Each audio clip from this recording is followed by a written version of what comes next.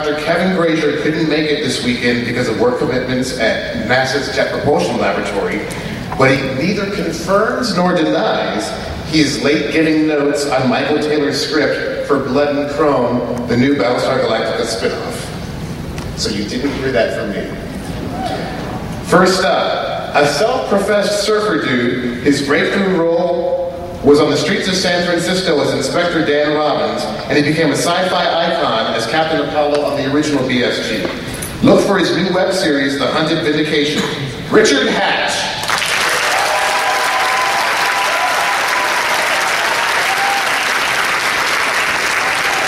Surfer dude, did you say?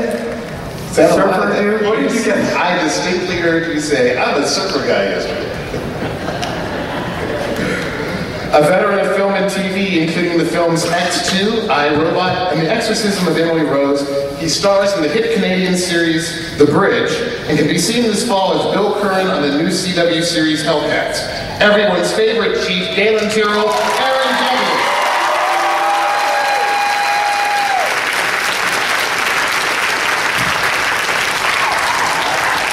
His prolific career includes the films Blue Velvet, Air Force One, and the 1989 comedy Married to the Mob, for which he received an Oscar nomination for Best Supporting Actor. I love that film, by the way.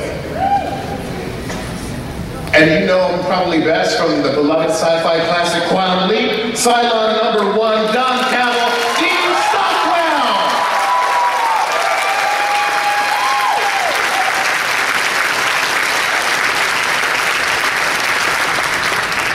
A veteran of many garage bands in his teenage years, his big break was the Luis Valdez play Zoot Suit, for which he received a Tony nomination. He received acclaim for his roles in Blade Runner and Miami Vice, and a Best Actor Oscar nomination for playing Jaime Escalante in Stand and Deliver. Admiral William Adama, Edward James Olmos!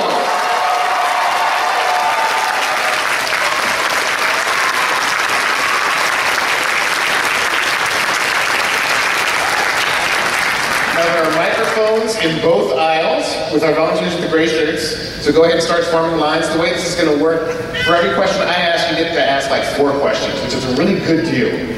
Eddie, I'm going to start with you. Our topic is a matter of survival.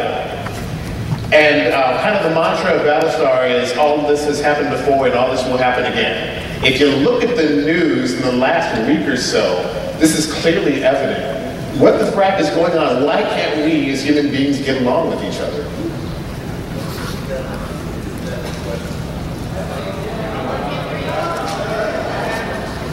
Until they get this together, and it's number 6 if they don't get it together.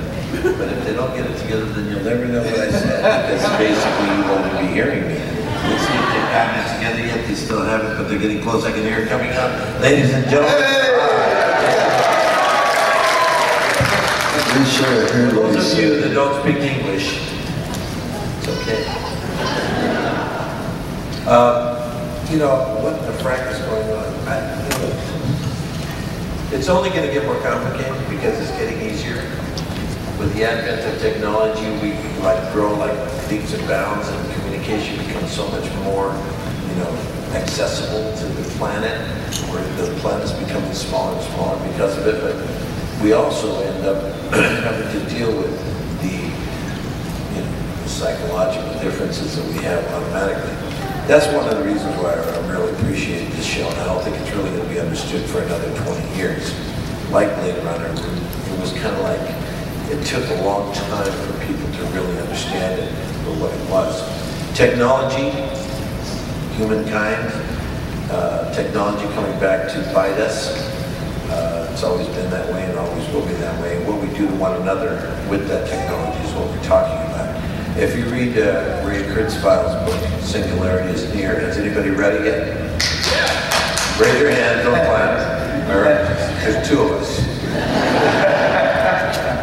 So, but for those that are just tuning in and just listening for the first time, Kurzweil wrote Singularity is Near, which is something that I advise all of us to read. It'll help us to understand ourselves a little bit better, and to visit the SENS Foundation, S-E-N-S Foundation, where Aubrey de Grey is doing some extraordinary work and the rejuvenational process of the human body. And I think we should all tune into him. I think it'll bring us all closer together and really make us understand that we are just one.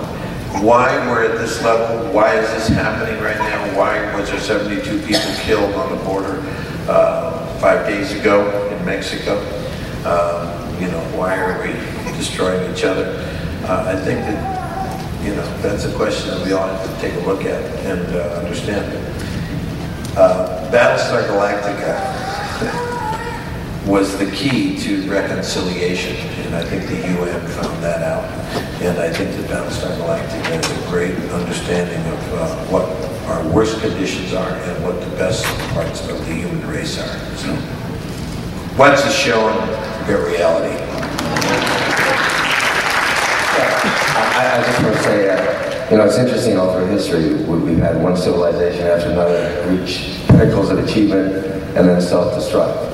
It seems that we've come to a point in history where we kind of take it for granted. We humans think, well, we'll just be around forever.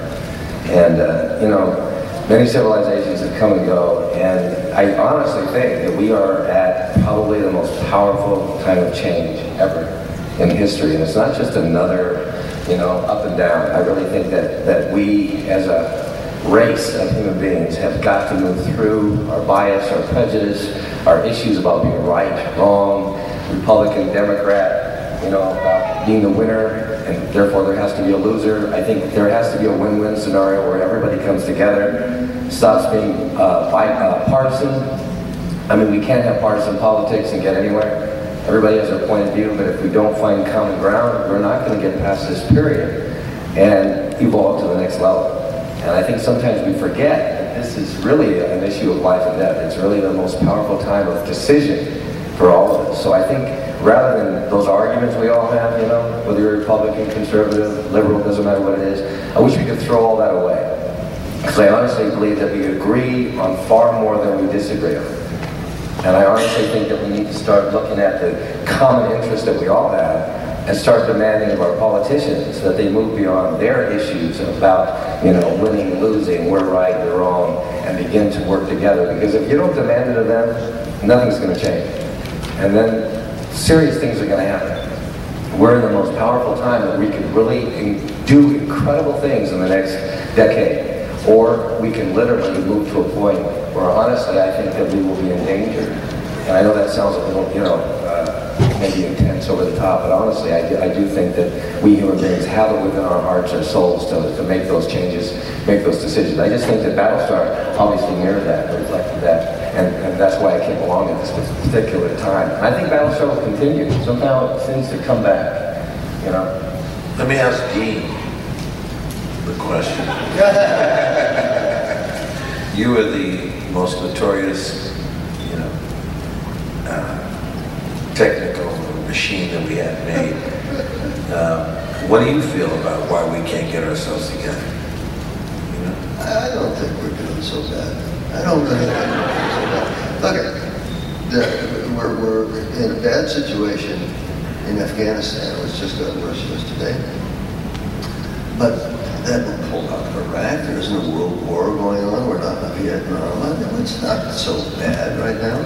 And I think we can gently move forward and enjoy life without huge threat. Can you believe that's cattle? Go ahead, question. This side.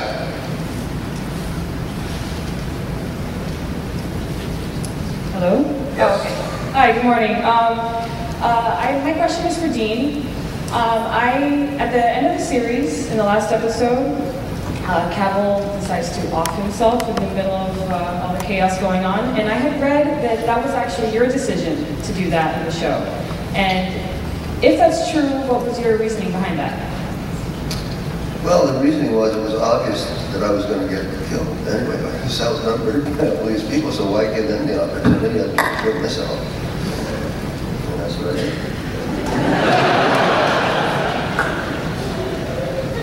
I mean, he could have stopped me from doing it, but he didn't. Don't look at me, man. This side.